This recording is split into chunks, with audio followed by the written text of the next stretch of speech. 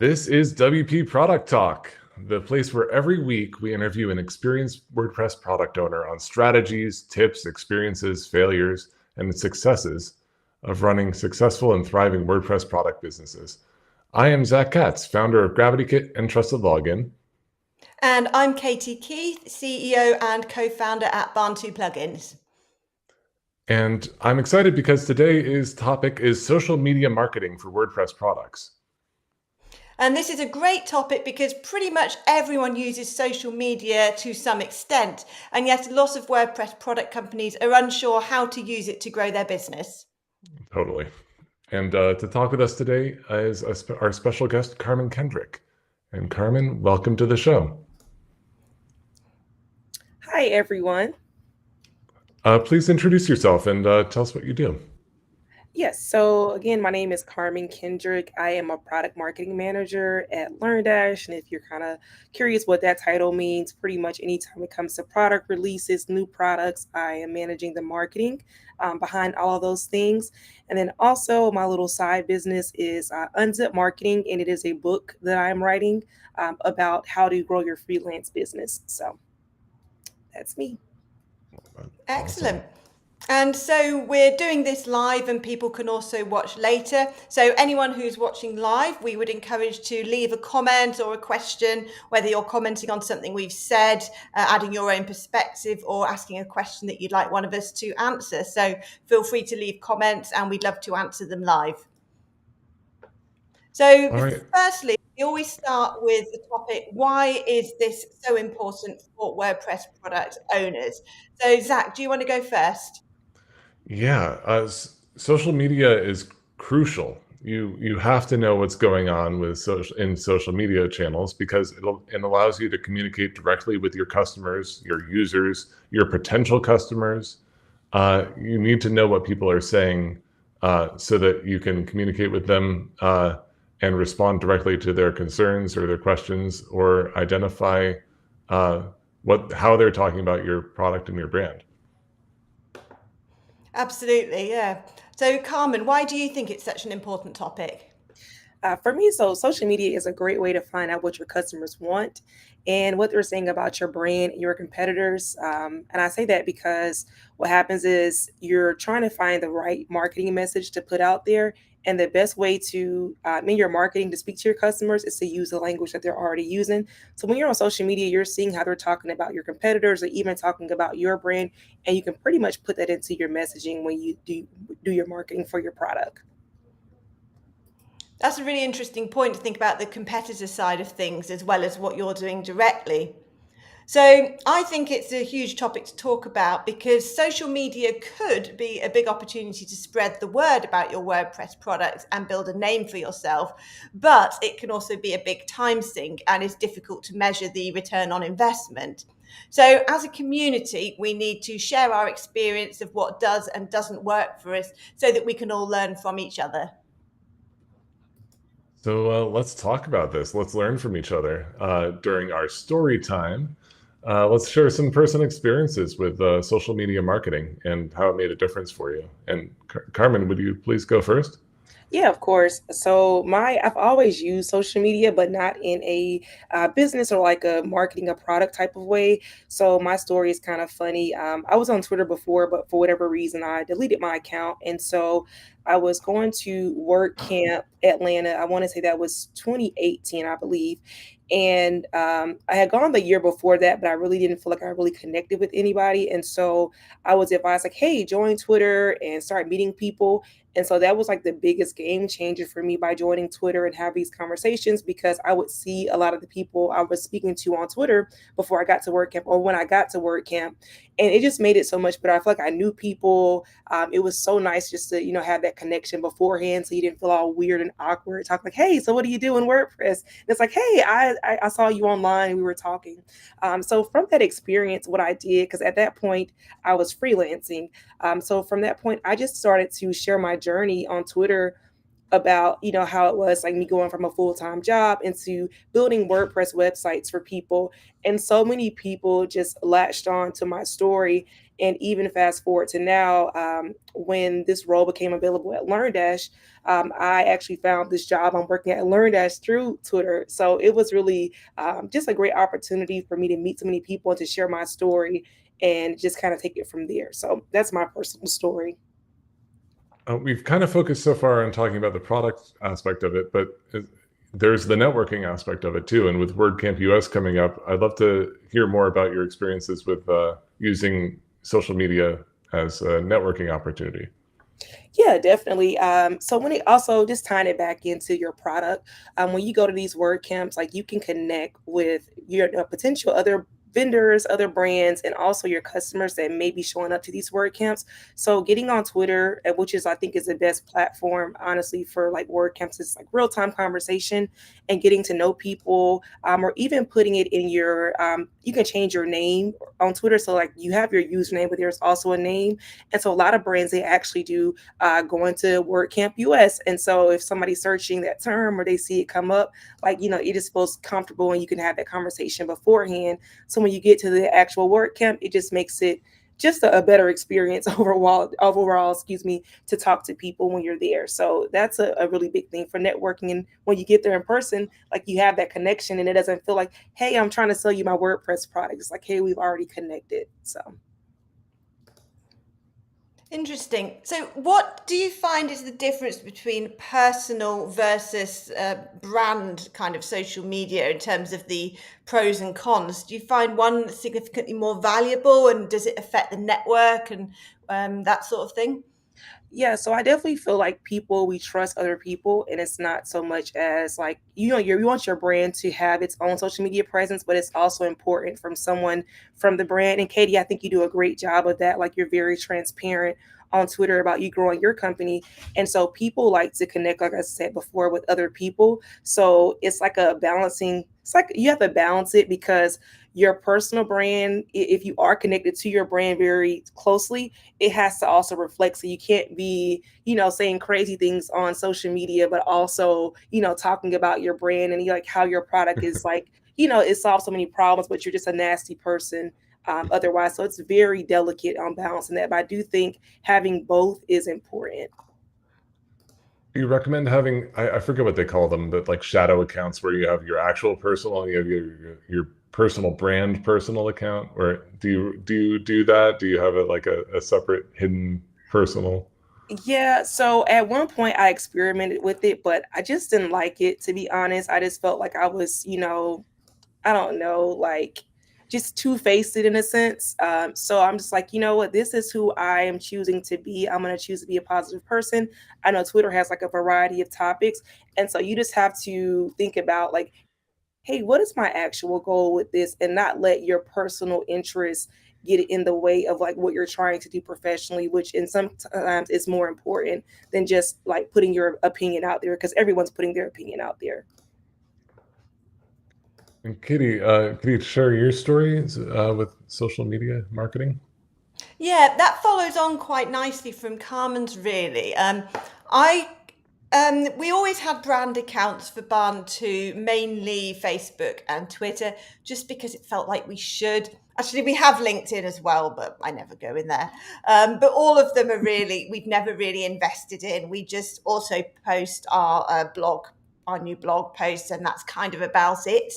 And I've never really seen any value. At one point, we hired somebody to try to grow our Twitter following as the Barn 2 brand, and nothing really happened. We got a few more followers, but it didn't link to sales or anything measurable. So I always felt very skeptical about it, and was never on anything personally from a professional stance until just last October. And then there was a few things that came to convince me to join Twitter as an individual within the WordPress community. One of them was going to WordCamp US last year. And I think this year will be different, but last year it was mostly bigger brands and companies that have been acquired. And as a sort of standalone independent company, it made me feel kind of a bit like determined. I can do it on my own. I don't need all this. I was hanging out with loads of lovely people, but they had all been acquired, including people from LearnDash. And it just kind of gave me a bit of a complex, I suppose. So I was thinking, how can I, get bigger in the community without needing that support of having sold my company, which I'm not looking to do at the moment. And the other thing was then my husband, Andy, who's my business partner as well, said, you should be on Twitter, Katie. You are the face of Barn 2, and that's what people do. So I reluctantly joined Twitter last October, thinking, Perfect what's time the to point? join Twitter, right? But when you left, Zack, I see there's no coincidence with you moving to Mastodon at this point, which we should discuss later anyway, as the comparative social networks. So I joined, and it was actually amazing. And I very quickly built a network similar to what Karmen described earlier, of fellow WordPress professionals, people that run similar companies. People can learn from me, I can learn from them. And I found real value in it.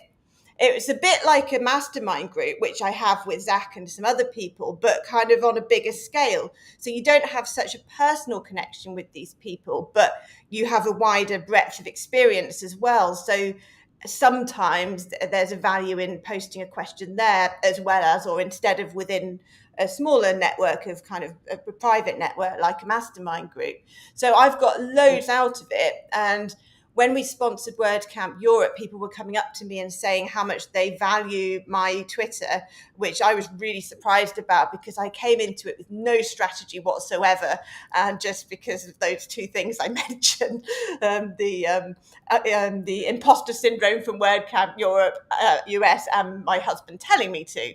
So that was really amazing. And I've also had some direct business benefits from being on Twitter personally. For example, we recently acquired a plugin for the first time called WooCommerce Product Tabs, and the previous owner reached out to me, having got to know me, and he contacted me directly on Twitter. So if I wasn't on Twitter as an individual professional, that acquisition would probably never have happened. And there's been a few things like that. And I look forward to meeting people at WordCamp US next week who I've started to get to know on Twitter. So it kind of jumpstarts those relationships a bit. So I'm kind of still skeptical about the brand side of things, and would like to learn about anybody who's making that work for them. But I really do see that as a professional. Yeah, brand is very tough because you also, I think some of the brands that do the best on social are ones that really participate in pop culture. But if you can find those references, like we missed the opportunity with Stellar, which is like one of the kind of umbrella brands of LearnDash. So I think a couple weeks ago, it was like a UFO alien sightings, and Stellar is all about out of this world, the Stellarverse. And I'm like, hey, this is a perfect opportunity. So for me personally, I think that brands is really a struggle unless you can kind of connect with what everyone's already talking about without like not being true to your brand. So another example is Barbie was very big, but I wouldn't do anything with LearnDash and Barbie. I mean, I don't know when Barbie's a teacher or something, but sometimes you can't participate in every trend, and that's okay. But I think that's what make a lot of brands really stand out, when they have their own personality and when they're participating in a lot of the pop culture events that's going on. And how do you define that line from participating in trends and holding back? And do you have a document? Like, how do you define this stuff internally to say that would be kind of cringe if we got involved in this hashtag? Let's hold back from this one. Yeah. Yeah, I think it comes to just having a document that's like your brand's personality, as it's like it's a person. It's almost like a reverse client persona, and it's like a persona on your brand. Like, when you think of your brand, who is it? Like, I can't think of anybody for whatever strange reason. I don't know, like Bob Iger from Disney or something. Is your brand like this person? Think of it as a person, and then also think about your customers. So LearnDash has a very large I guess outside of the US audience and customer base. And so sometimes you have to think about, okay, this is who we are as a brand. These are our customers. And is that really going to connect if I talk about, for example, Barbie to this customer base? And sometimes it doesn't make sense. So I think knowing your brand and really knowing your audience is how you can determine what makes sense for you. And regarding that, that kind of references something Katie was talking about in terms of where your brand is on social media. Katie, you said you weren't on LinkedIn, or you were, but you weren't active there. Our brand, the GravityKit, is on X, previously known as Twitter. Even though I'm not personally, how do you choose which channels to get involved in as a product owner? Sorry, was that for me or for Katie? Oh, sorry. Yes, for you, Karmen. Okay, sorry. So I would say just because you want to have your handles taken on all social platforms, because you just you don't want that situation where someone just comes in and try to say nasty things about your brand just because you don't have a handle. So I think it's definitely a great idea to claim your handles, but you don't have to actively participate on each brand. I think that thinking about, again, where your customers at, where they're talking to you already. For LearnDash, that's Facebook. Our Facebook group is amazing. It's like over 25,000 members, and it continues to keep growing. And so that's like our main focus. We do a little bit on Twitter. We have an Instagram account, but it's not updated that frequently. And it's mainly just about showing up where our customers actually are online. And we have a Facebook group as well, and we had been doing Facebook ads to try to get people to like our Facebook group who may not have known about it because we may not have communicated it well enough. And we've been slowly building it, and I admit that we haven't utilized it very well to communicate with our customers, to interact with them. What advice do you have for product owners for Facebook groups in particular, Karmen? Well, I know it sounds cliche, but it's really the community, and you're looking at it more. Sometimes you will have topics that come up that you may put into place, but it's really the community themselves talking about it. It just also depends on your product itself, because LearnDash can be used for so many use cases. Our Facebook group is very much thriving with people just asking those different questions like, hey, I'm a homeschool person. How can I use LearnDash in this instance? And it just also depends on your product itself. So sometimes Facebook groups may not be the best thing, but it just depends on like how complex your product is. And it seems like the more complex, the more that you have people that's asking those type of questions and really keeping that group going. Cool. Let's bring up a comment from Amber now, which directly responds to that. Sorry, I pressed the wrong button. There it is. So Amber says, we have a Facebook group, but I have a hard time finding time to go in and respond to other people's questions and posts. Do you have any advice about that, Karmen? Yes. So it's very important to establish that the Facebook group is more peer-to-peer kind of support, and anything official. If you have a direct question, it goes to your actual support ticketing system. And sometimes you may have to remind people about that. But it's always like you have to make that clear. Like, this is very much peer-to-peer. We're here to help when we can. But if there's something official that you need help with, you should definitely go through our ticketing system. So you just have to put that reminder out there constantly to people. I feel you would need a very big user base in order to achieve that peer-to-peer support. Maybe would that be better for bigger companies, do you think? I think so too, but I mean, LearnDash, for the last, I think we were acquired in 2021. Even before like Liquid Web like came on and purchased LearnDash, it was still pretty much a thriving. I think it's been around since 2013. So it has been around for a while. So we have had time to establish that user base. So in the beginning, I do feel like maybe it is a little bit more you're interacting in there. And I've even seen, I want to say, it may be the events counter. I can't think of which one of our brands is like that. There's actually someone else that kind of has the Facebook group, and it's not actually owned by the brand, but the brand is active inside of the Facebook group itself. So sometimes that can be a thing. Maybe you can link with the WordPress influencer, and they actually have the group about your product in there as well. So there's a lot of different ways you can do it to encourage community. It doesn't always have to be about your product. I think one of the things I like the most with Facebook, I'll see groups about online course academy, online course builders. And when you have a group like that, it's because we're all about online courses, it's very easy to insert yourself, but you don't have to worry about, hey, am I getting enough attraction? Because people are talking about so many topics when it comes to online course creation, and it's just not just about your product. So you can approach it in a few different ways, even being a small company. Amber has a follow-up question or comment rather. It says we have about 1,000 members, and there are about 10 people who respond to posts and provide help. I assume that's people from inside the community, like inside the group that are not employees, that are 10 active people. Is that true, Amber? But regardless, how many active members do you see in your groups? Like, how do you reward these star contributors? Is that something you have set up? For Amber or for me? Oh, I'm sorry. sorry. Yeah, for you. Okay. So the funny thing is, I don't really do a lot of moderation myself in our Facebook group. And we do have like Michelle Frechette. I'm pretty sure you all are familiar with her. I believe she has set up some type of gamification badges in Facebook, which is really important. You'll see those little things next to people's name, and that makes a big difference. Also, if you have any type of like an experts page on your website, that may be a way to reward those people that are very helpful. And you maybe want to screen them a little bit more to make sure they really understand how your product works and helping people. But that could also be something, because you're, so valued in our Facebook group, we're going to actually put you on our experts page on our website and send clients to you for the product. So that helps them show recognition and, support there. And one thing that I was going to talk about later, but seems like a good time now, is how do you use social media as a product owner to kind of gather this feedback into actionable items for the product team, like either enhancements or bug reports or ticket? Like how do you ingest all that stuff into your company's processes?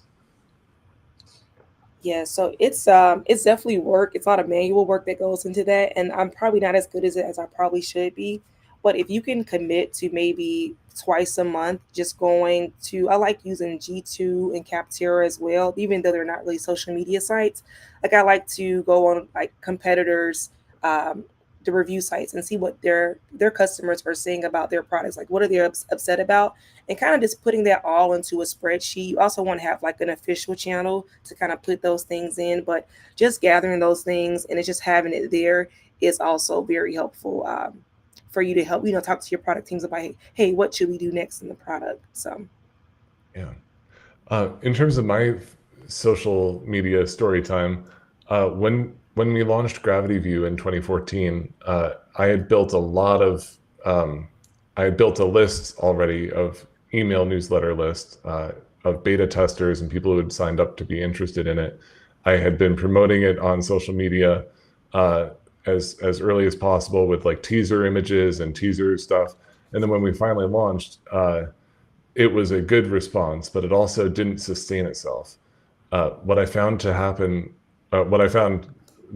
really got the word out was when we released a YouTube music video, and people found that to be really fun, and they were retweeting it and talking about it and commenting on it, saying, best thing ever. I released that a week before a conference called Pressnomics, and it was the buzz at Pressnomics, or at least it was for me. Everybody was talking about how much fun they thought it was, and how it, told them about the product, let them know it existed, all while making them laugh and sing along. So that was my one viral moment where I felt like the WordPress community knew what was going on because of social media, because of the silly video, and it certainly helped set the brand tone for GravityView. You've done more than one music video, haven't you? I seem to remember you got Matt Mullenweg to sing one time. I did, yeah. Matt contributed during the pandemic. I saw the social media videos that were going around with people all collaborating on a music video. So I had the person who created the GravityView music video. He created a song for everybody to take part in, and then he edited it together, and we all sang along. So I believe that was the WordPress is People song, and it's WordPress really nice. Strong or something. WordPress Strong, yes, thank you. How quickly these 3 years have gone. So if you go to wpstrong.com, let me make sure that links. Nope, that doesn't work. Link.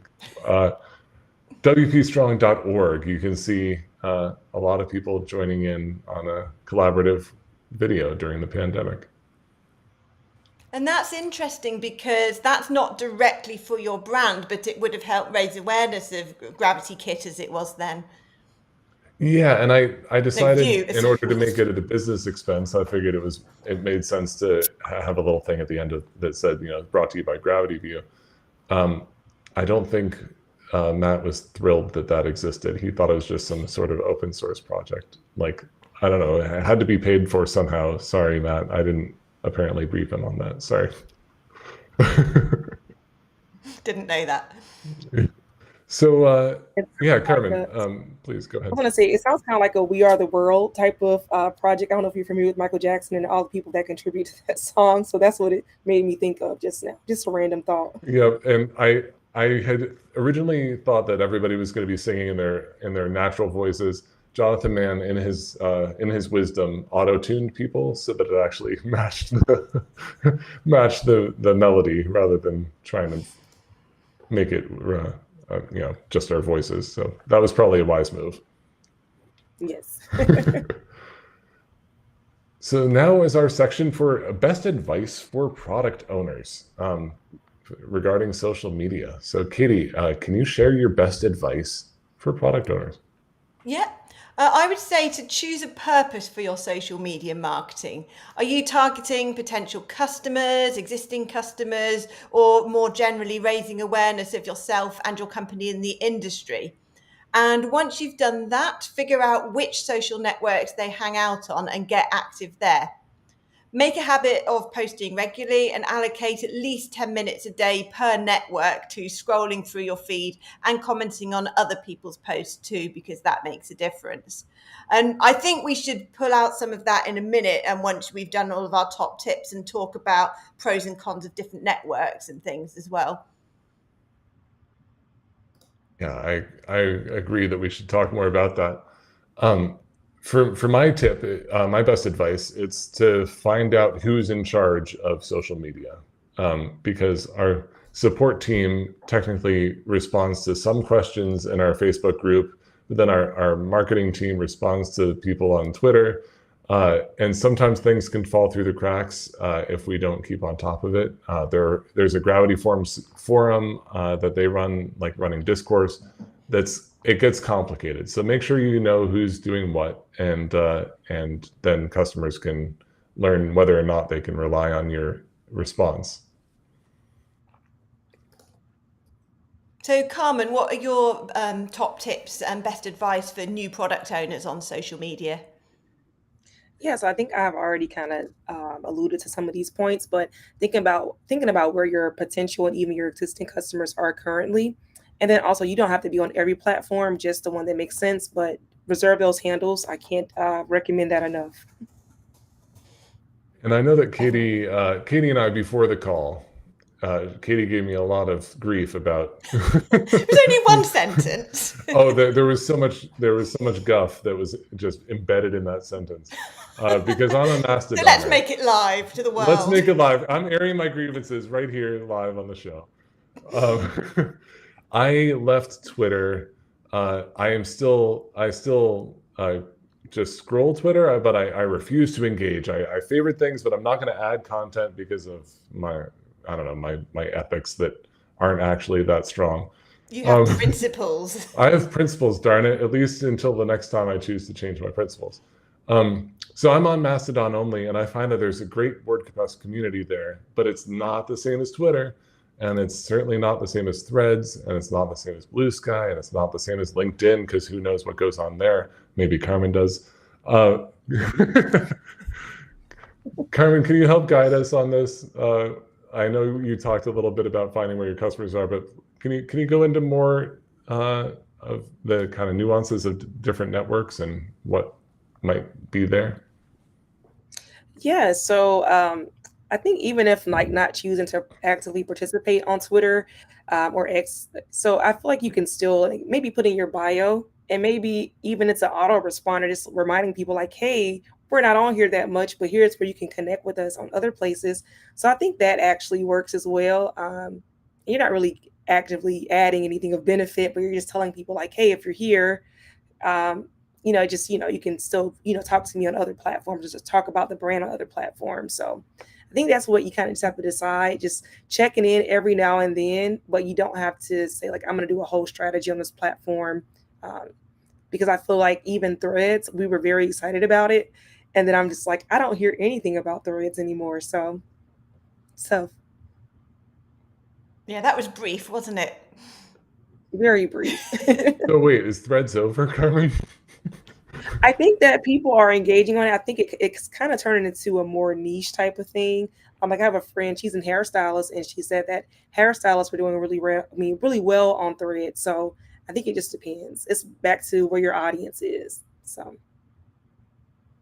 I've noticed that when people apply for marketing jobs with me, they start recommending that we go on all these social networks that we're not.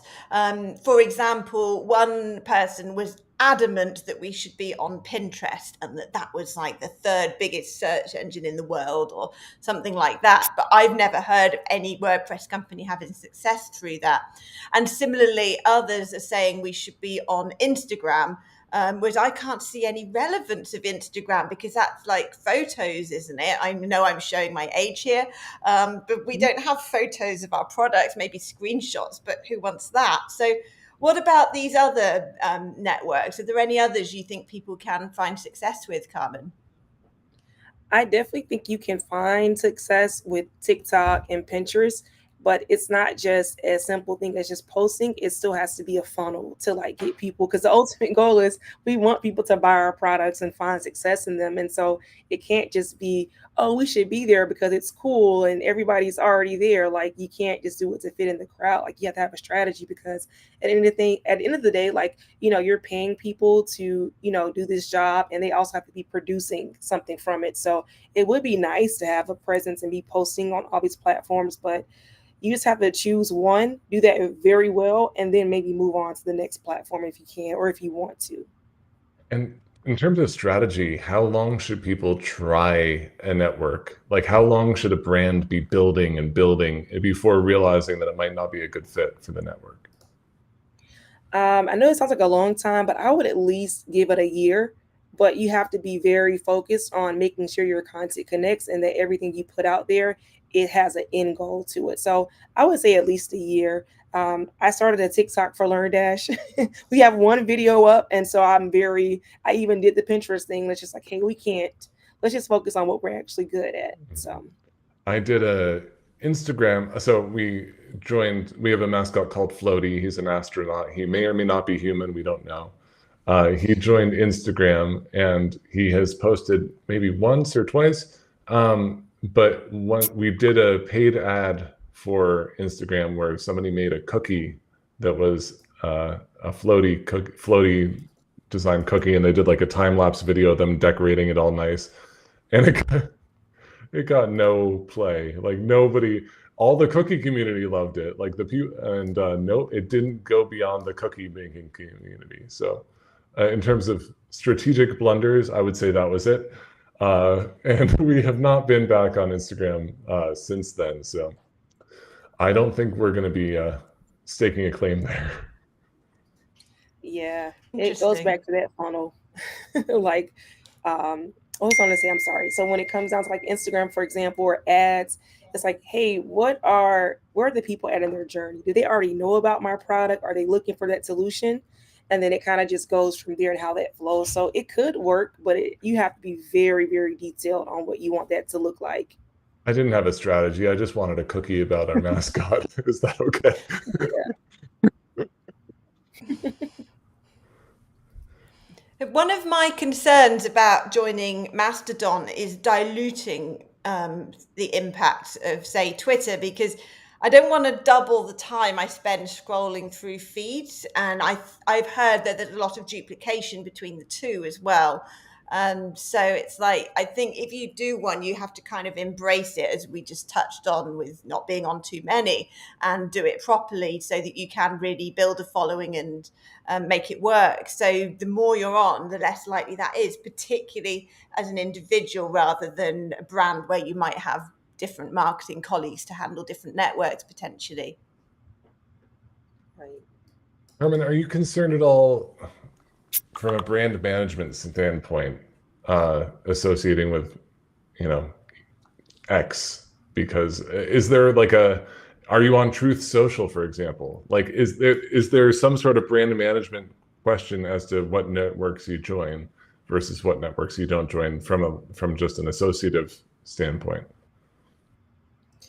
Yeah, so I'm very much in the mindset of what's best for the business, which can be, you can toe the line with that because some people have used that excuse as to do very unethical, unreasonable things. But it's, to me, it's about what's best for the business. Me personally, I'm getting older, so I don't want to be on every new social app that comes up. But if it makes sense for the brand, and if my customers are saying, we don't like what X is doing and we're moving somewhere else, or we're going to Macedon, it totally makes sense to establish your presence there because your people have made it known.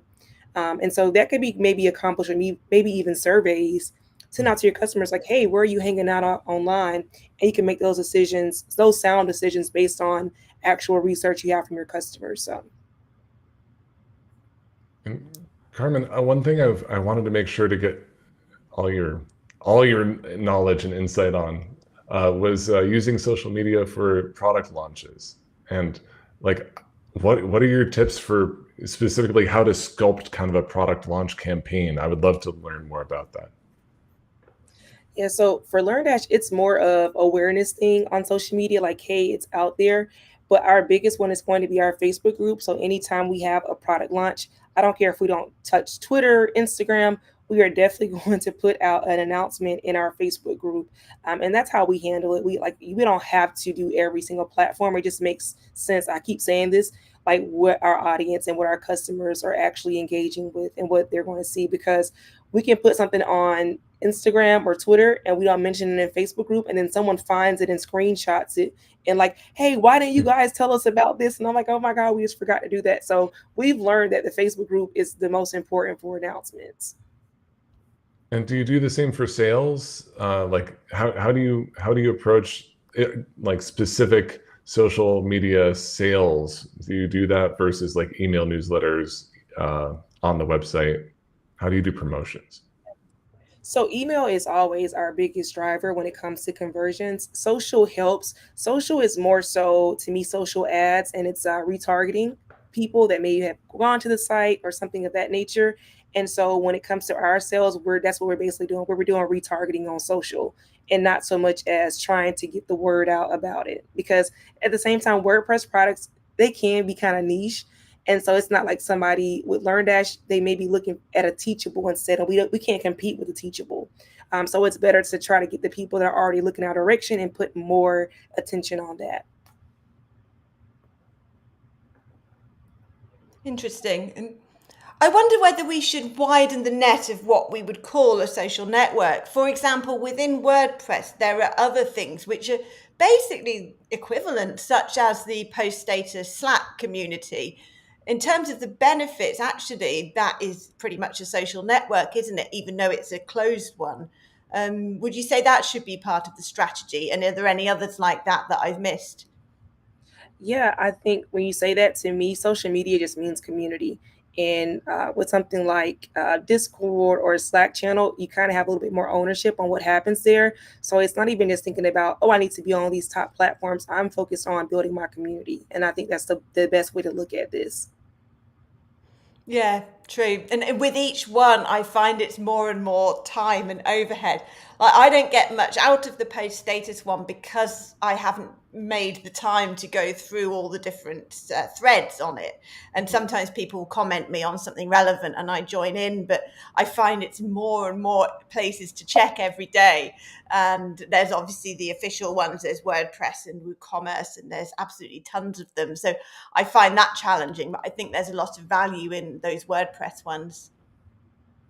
Yeah, definitely. I just lost my point that I was going to say behind that about the community building piece to it. But oh, I know what it was. So a lot of things are changing on social media platforms. Like I think it's what they're calling staying on the platform. There's a special name for it, but it's like basically no linking out. And for us, like we need the traffic from people linking out, but these platforms, they don't want people to leave. So it's honestly best to try to figure out your best way to build community, like using these social media platforms to get people to your actual own community is what it comes down to, because the rules are always changing, and it's also always to their benefit and not ours as product owners. Yeah, I have heard that linking out they don't want. Even things like apparently it's better to embed a video directly into Facebook or Twitter rather than host it on a YouTube, say, and then put the link in and things like that, because it's all about creating that kind of echo chamber where nobody can get out. They just want you to stay Yes. within there, and yeah. And one of the things that we explored was setting up our own discourse, not Discord, but discourse, which is like a forum software.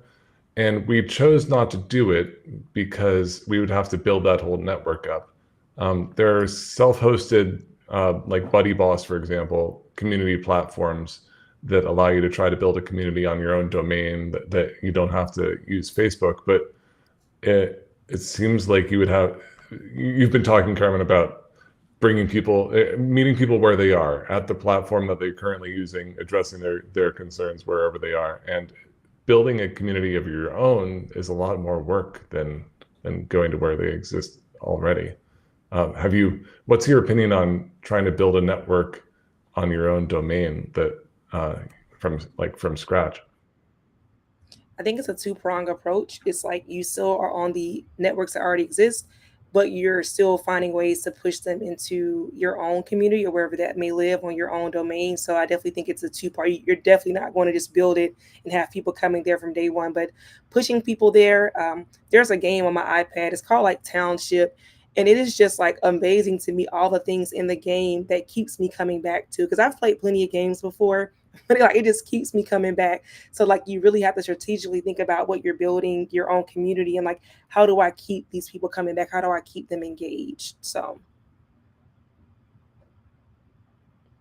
Yeah, like the whole gamification thing, and yeah, those rewards. It's hard with knowing whether to create your own community or bring people into Facebook or something, because on the one hand, you've got to build the whole thing and people would have to create accounts on your Buddy Boss website or whatever. But on the other, what about the people that have refused to join Facebook, for example, which seems to me to be declining? Fewer and fewer people are on it. So at the moment, I can't think of one universal place where everybody is, where you can guaranteed meet all of your customers. yeah, I think the only way that's kind of solving that problem is I notice a lot of sites are using social sign-ins. So it makes it so much easier versus having to create a new account, because a lot of people are using things like Gmail, for example. Facebook and Twitter is often options, but it kind of meets people where they are and they don't have to create a brand new account. And it's something that they're already using to try to get them into your own community. So I definitely recommend using things like that.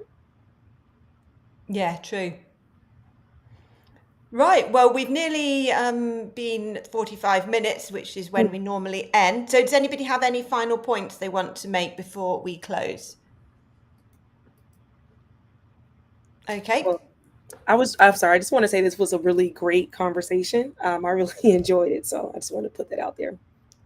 Well, thank you so much for being on the show. Yeah, it's been great. And I think we've covered a really great breadth of the issues around social media marketing for product owners, which is exactly what we wanted. So hopefully that will be super useful to people. And you've been a brilliant guest. Next week, we are not doing an episode because all four, actually Matt's off at a wedding and the other three hosts are at WordCamp US. So we're going to skip a week and then we will be back on the 30th of August with special guest Rich Tabor, product manager at Automatic. And we're going to be talking about product user experience. So that's a totally different topic to this week, and that'll be really interesting. And I love that Katie says you've been a brilliant guest. That's British for you've been an amazing guest, or excellent. Thank you, Karmen. Well, Matt doesn't let me say sounds good. Apparently sounds good is negative in America. So I don't know about that. Matt's been in Germany too long. I'm not gushing enough. Yeah.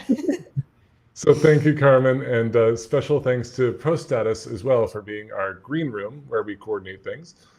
If you're enjoying WP Product Talk, please do us a favor, hit like, hit subscribe, share it with your friends, add us to your newsletters. No, add us in, sign up. Just go sign up, follow us on all the socials, even Mastodon, where Katie is not yet, but she should be, because that's where I am. And most of all, we hope to see you next week. Thanks again for Karmen Kendrick from LearnDash, and thanks everybody. Bye.